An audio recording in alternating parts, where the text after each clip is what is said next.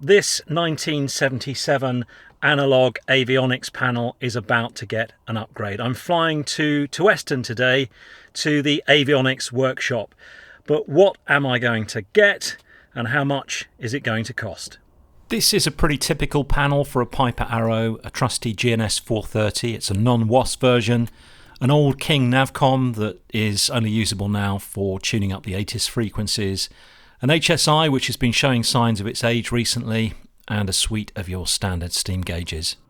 Oh, and there are a couple of holes where the ADF receiver and the ADF indicator used to be. I'm currently studying for my CBIR, a competency-based instrument rating, because I want to be able to use the aircraft to its fullest extent and even fly across the Atlantic. But the panel, while technically IFR legal, doesn't really comply with the latest PBN standards, and it will be difficult using it in the airways on international tours.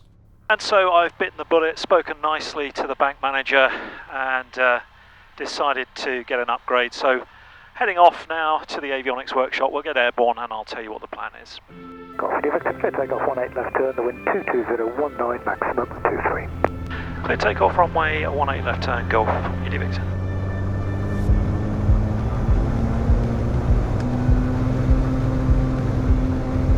Power set, T's and P's are in the green. Airspeed is 50 knots, increasing.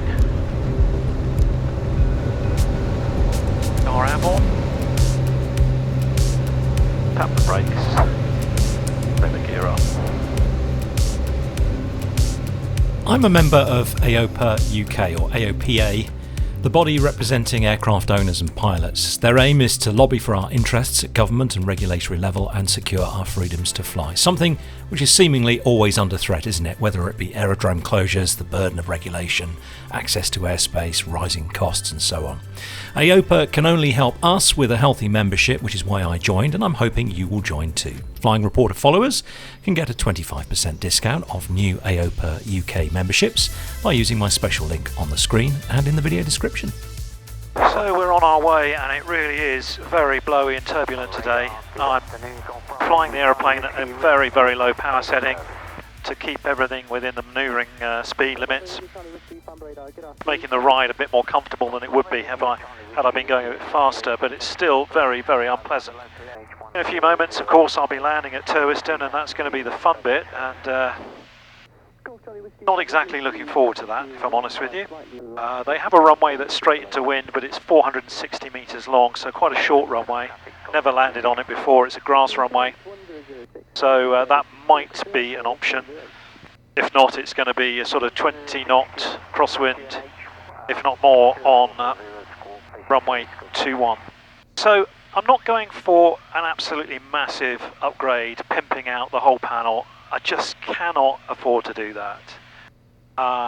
And so basically I've got to look at what my goal is, what's my objective, and then see if I've got a budget that can help me get to that point. The goal is to get a suitably equipped IFR touring aircraft. Now this is IFR legal. This kit though isn't really compliant with the latest PBN standards, performance-based navigation standards. So when I start trying to do airways flying, when I do my instrument rating, this is going to be a bit difficult to work with. It's also can't do any of the sort of more modern procedures like radius to fix or fixed radius turns, that kind of thing. So I've got to look at that goal. What's the objective? What am I trying to achieve? What's the minimum, minimum I can do it for? Because I don't have the money to splash out on this complete revolutionised cockpit. It's got to be an evolution.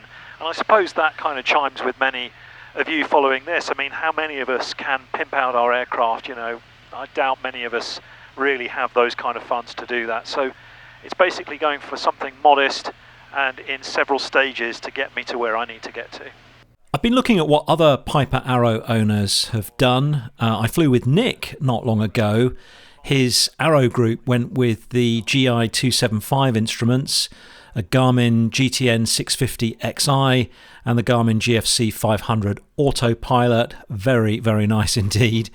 The flight with Nick was released as a bonus video for my Patreon supporters a few months back, so if you'd like to see that and hear what Nick has to say about their flashy new Avionics. Sign up for Patreon now. I almost decided to go with the GI 275s actually for my upgrade, but in the end I chose to have two G5s because Garmin had an offer on, and it saved me just over £2,000 to go with the G5s rather than the 275s.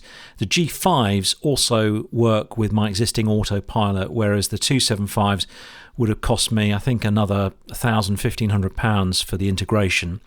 I'm going to get the GTN 650 XI though.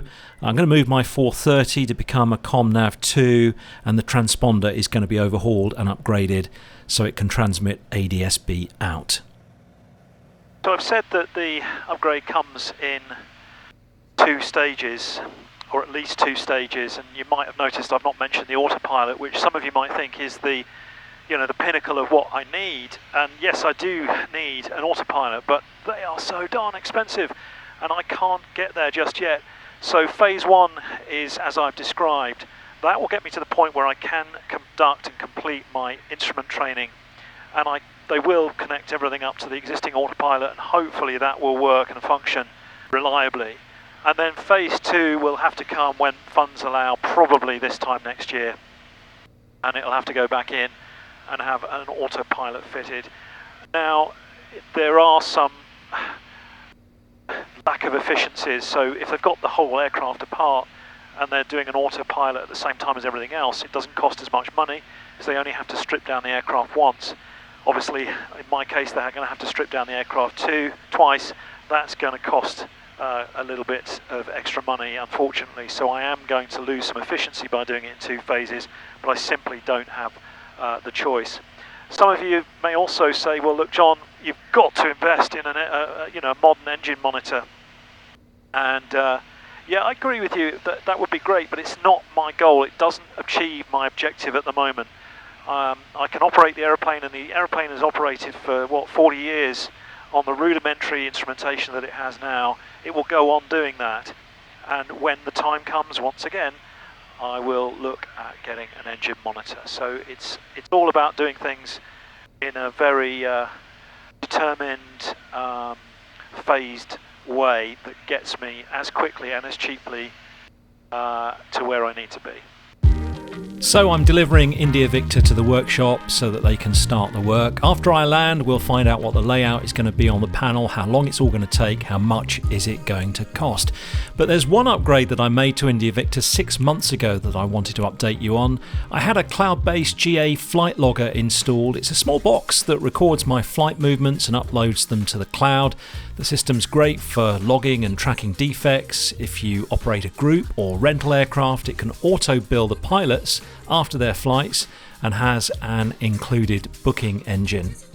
Cloudbase has been working flawlessly for me since it has been fitted. I have travelled across France, Spain, Germany, the UK, and it's been accurately tracking and logging my flights. What's more, I can print out all of my airframe, propeller and engine details, stick them straight into the CAA logbooks, and they look very neat compared with how they used to look with all my crossings out and corrections. I can recommend CloudbaseGA, especially to those of you operating a share or group aircraft, flying schools or a hire fleet. For more information, visit the CloudbaseGA website. Turweston Radio, Golf Bravo Mike, India Victor, 9 miles south inbound. Request aerodrome information. India Victor, good afternoon. It'll be runway 27 right on the aerodrome QFE 989. 27 right, QFE 989. And request the current wind conditions. It's about 230 degrees and 23 knots. Golf India Victor. Average is down below that at 17. Golf India Victor. Brakes. Undercarriage down 3 greens. Engine temperatures and pressures on the grid. Mixture is rich. Landing light doors strapped. I'm going to say we go around now. Golf India Victor. Right hand down, wind 27 to land. Roger, Golf India Victor. Reds, blues, 3 greens. We're looking for 90 knots. Flat plus. Golf India Victor turning final 27. Roger, service wind 230 degrees, 15 knots. Golf Victor.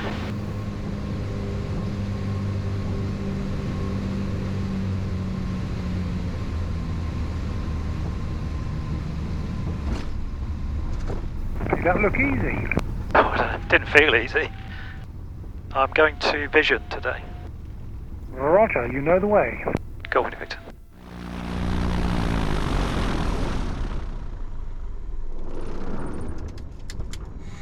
Okay, let's go and explore Avionics. So I'm here at Vision Aerospace and I've asked them to bring me the box of goodies so I can see what's going into Invicta, and this is Rob, who is the director owner here at Vision Aerospace, and this is my box of goodies. It's like Christmas all over again. What have we got in here, Rob? Well, phase one of your project is the G5, the GTN 650, and I think you've got some other bits and bobs in there that are going to help you with phase one, including getting you ready for phase two, which is all the wiring for the autopilot. But as you can see, it's just been pulled off the shelf. It's all batched up. It's got your registrations written all over it. It's essentially ready to go. I've gone for a very modest upgrade. I know some people just splash the cash and have a completely new digital panel. I just can't get there right now. It's going to have to be phased, and I don't think I'm alone in being in that situation.